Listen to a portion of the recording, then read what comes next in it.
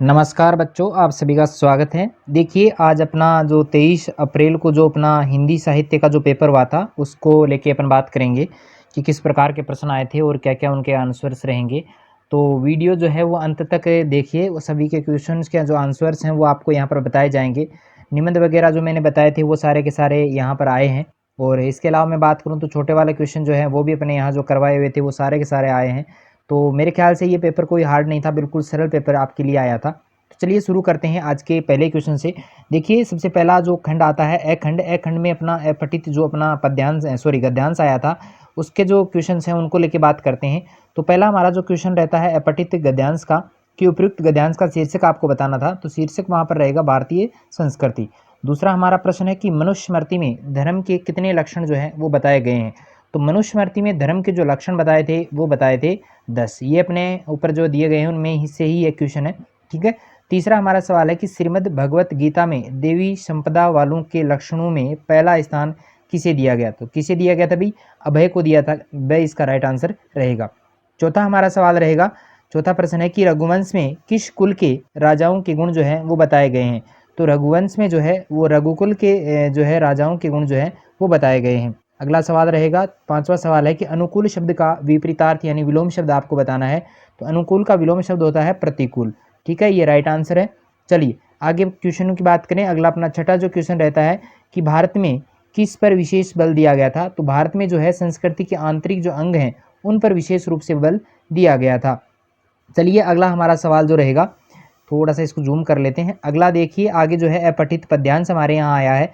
बहुत सरल जो है अपठित पद्यांश यहाँ पर है। ये जो पद्यांश लिया गया है वो सुभद्रा कुमारी चौहान की जो एक कविता है बचपन, उससे ये लिया गया है। तो उसी का ये भाग माना जाएगा, ठीक है। तो चलिए यहाँ पे अपना जो सातवां क्वेश्चन रहता है वो ये रहेगा कि उपयुक्त पद्यांश का उचित शीर्षक। तो शीर्षक में यहाँ पर जो है सुभद्रा कुमारी चौहान ने यहाँ पर अपने बचपन का वर्णन जो है वो यहाँ पर किया है, ठीक है। तो अगला जो रहेगा वो रहेगा आठवां क्वेश्चन की बचपन में क्या नहीं होता था। तो बचपन में देखो अंगूठा चूसने का काम होता था, निर्भय स्वच्छंद फिरने का काम होता था, चिंता रहित खेलना और खाने का काम होता था। तो यहाँ पर पुरुषार्थ और ज्ञान और मोह का जो है वो काम बचपन में नहीं होता था। नौवां हमारा सवाल रहेगा कि मधुर शब्द का जो है विलोम शब्द आपको बताना है। मधुर यानी मीठा होता है वैसे, और मीठा तो हो नहीं सकता, शर्करा यानी शक्कर होती है, शहद यानी जो होता ही है, ठीक है, शहद जानते हो आप। तो मधुर का विलोम शब्द जो होगा वो होगा कटु, ठीक है। अगले सवाल की तरफ चलते हैं। हमारा 10वां जो सवाल रहेगा कि छुआछूत किसने जानी। छुआछूत किसने जानी पंक्ति का अर्थ आपको बताना है। तो छुआछूत को नहीं जानते हैं, इसका अर्थ ये रहेगा कि छुआछूत को नहीं जानते हैं, ठीक है। अगला हमारा 11वां सवाल है कि अंगूठा चूसने को किसके समक्ष बताया गया है। तो अंगूठा चूसने का जो है उसको बताया गया है अमृत पीने के समान। यहाँ पर इस बच्चे ने जो है वो गलत किया है इसका, ठीक है, ये टिक लगा रखा है, ये गलत है। तो अमृत पीने के समान जो है अंगूठा चूसने के समकक्ष बताया गया है। चलिए आगे अगला अपना जो 12वां सवाल रहेगा कि आंसू शब्द का तत्सम शब्द है। आंसू का तत्सम शब्द यानी संस्कृत रूप जो है वो आपको बताना है। आंसू यानी होता है अश्रु, तो इसका द जो है वो सही रहेगा। चलिए आगे जो है रिक्त स्थान वाले प्रश्न जो है वो यहाँ पर दिए गए हैं। पहला हमारा जो रिक्त स्थान वाला प्रश्न रहेगा कि वाक्य का अर्थ पढ़ने के साथ में सहज अर्थ अगर समझ में आ जाता है तो वहाँ पर गुण कौन सा होता है।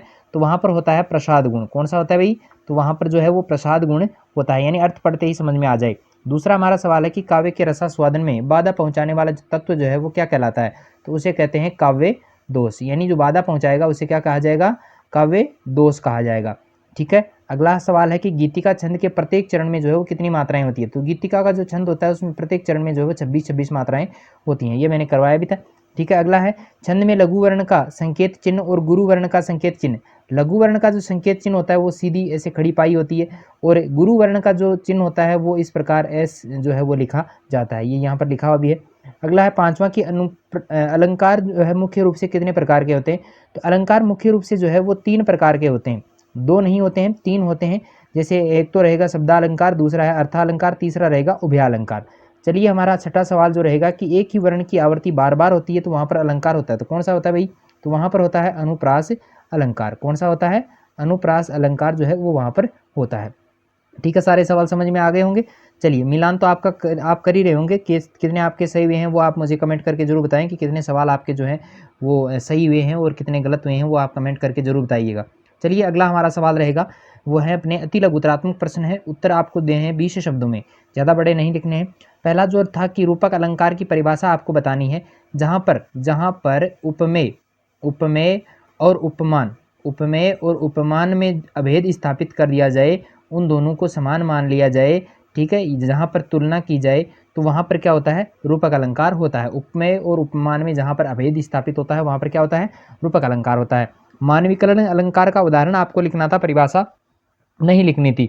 तो मानवीकरण अलंकार का जो उदाहरण है वो आप संध्या सुंदरी उतर रही है मेघ वो आसमान से, वो वाला उदाहरण जो है वो आप इसमें लिख सकते थे। जो आपको आता था वो कोई भी सा भी उदाहरण आप वहाँ पर लिख सकते थे, सिर्फ मानवीकरण अलंकार का वो होना चाहिए।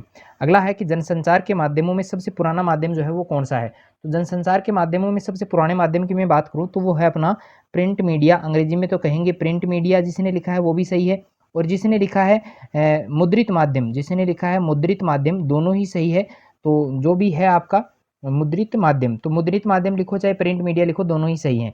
अगला रहेगा हमारा चौथा सवाल कि समाचार की शुरुआत में प्रयुक्त होने वाले दो ककार आपको बताने हैं। तो जैसे मैं दो में यहाँ पे बता देता हूँ, पहला रहेगा क्या, और दूसरा रहेगा कब, और तीसरा रहेगा कौन। ठीक है, ये सारी चीज़ें जो है इसमें से आप दो जो है वो लिख सकते थे। अगला हमारा पांचवा सवाल रहेगा कि विशेष लेखन की सूचनाओं के स्रोतों में से किन्हीं दो के नाम आपको लिखने हैं। तो विशेष सूचनाओं के स्रोतों की बात करें तो जैसे सरकारी जो संगठन है वो आप काम में ले सकते हैं, सरकारी संगठन है, या इंटरनेट का सहारा आप ले सकते हैं। तो ये रहेंगे स्रोत, दो स्रोत रहेंगे जो जहाँ से आप विशेष लेखन की जो सूचनाएं हैं वो वहाँ से प्राप्त कर सकते हैं। अगला हमारा छठा सवाल रहेगा कि प्रसाद के किस प्रसिद्ध नाटक से जो है कॉर्नेलिया का गीत लिया गया है। तो कॉर्नेलिया का जो गीत लिया गया था वो लिया गया था जो जयशंकर प्रसाद थे उनका एक नाटक था जिसका नाम था चंद्रगुप्त। तो चंद्रगुप्त नाटक से जो है वो कॉर्नेलिया का गीत लिया जाता है। और एक और अपनी जो वहाँ पर कविता थी तो उसमें से देवसेना का जो गीत था वो लिया गया था स्कंदगुप्त से।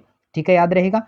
चलिए नेक्स्ट क्वेश्चन की तरफ चलते हैं। हमारा सातवां जो सवाल रहेगा कि देवसेना दूसरा देवदास कहानी में मन्नू की जो बुआ थी उसका क्या नाम था। तो मन्नू की बुआ का जो नाम था, जो कथानक के यानी मुख्य पात्र इसका था, वो था पारो। ठीक है, आगे मैं बात करूँ आठवें सवाल की, तो निराला को कविता के किस क्षेत्र में किस नए प्रयोग का प्रवर्तक माना जाता है।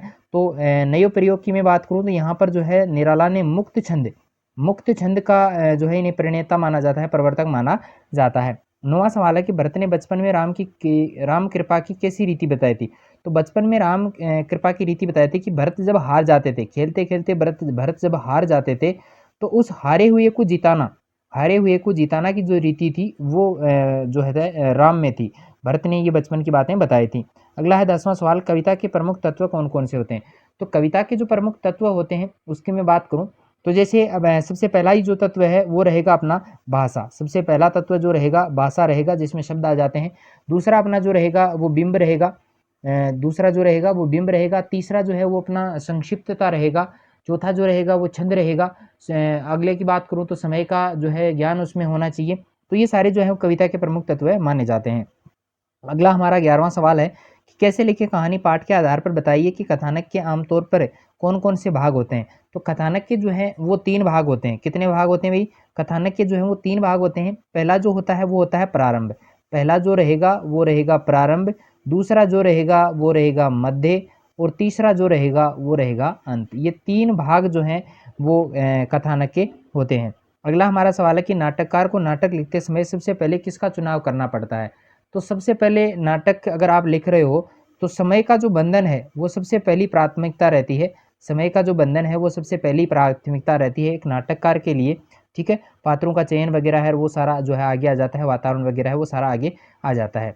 आगे देखिए अपना खंड ब जो रहेगा उसके में आंसर तो जो है एक एक लंबा हो जाएगा वीडियो वैसे तो अगर बताऊंगा तो अपन को मैं थोड़ा थोड़ा इसमें जो है मैं फटाफट जो है आपको बता देता हूँ कि कहाँ से क्या क्या चीज़ें पूछी गई हैं। जैसे मैं पहले क्वेश्चन चौथे क्वेश्चन की बात करूँ तो समाचार लेखन, रेडियो समाचार लेखन के लिए किन बातों का ध्यान रखना चाहिए। तो रेडियो समाचार जब लिखते हो तो वहाँ पर भाषा वगैरह का किस प्रकार लिखावट उसकी होनी चाहिए, किस प्रकार के शब्दों का प्रयोग आपको करना है, वो सारी चीज़ें किसमें लिखनी थी, रेडियो के लिए समाचार लेखन में। अगला है विशेष लेखन स्वरूप और प्रकार जो है अध्याय के आधार पर आपको लिखना है कि विशेष लेखन की भाषा शैली जो है वो कैसी होनी चाहिए। तो सहज प्रवाह मेयर वो सारा का सारा इसमें लिखना था। छठा सवाल है कि तुम गांव छोड़कर मत जाओ संवदिया कहानी में प्रयुक्त इस कथन में निहित भाव को आपको स्पष्ट करना है।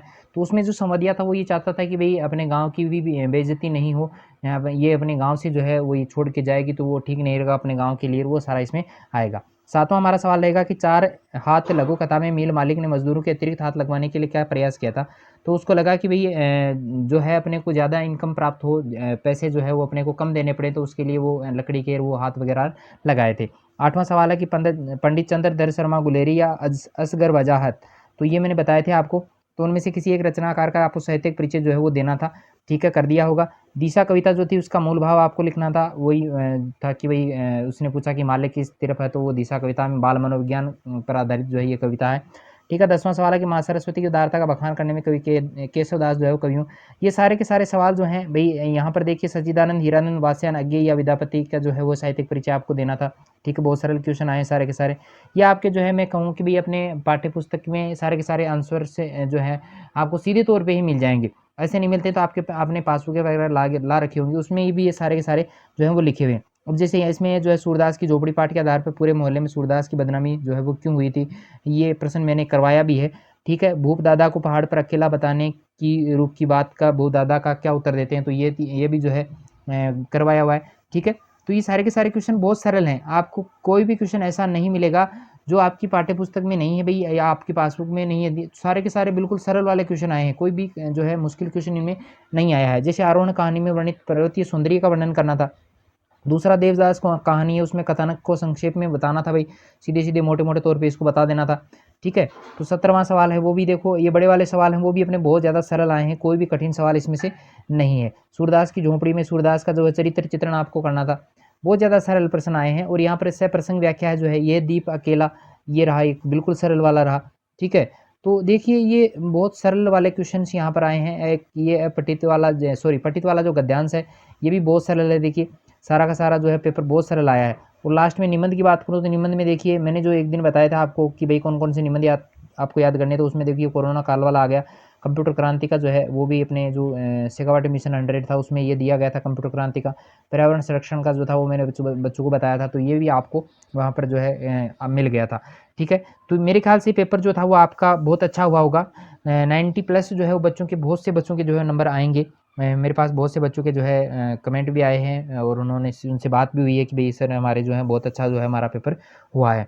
तो ठीक है, समझ में आ गया होगा पूरा का पूरा वीडियो, एक एक क्वेश्चन जो है मैंने बता दिया है। बड़े वाले क्वेश्चन जो है उनका टाइम अपने पास नहीं है क्योंकि भी जो है 10th वाले बच्चों को भी जो है थोड़ी तैयारी करवानी है, ठीक है। तो चलिए आज के लिए इतना ही, मिलते फिर एक नए वीडियो के साथ में, तब तक के लिए धन्यवाद।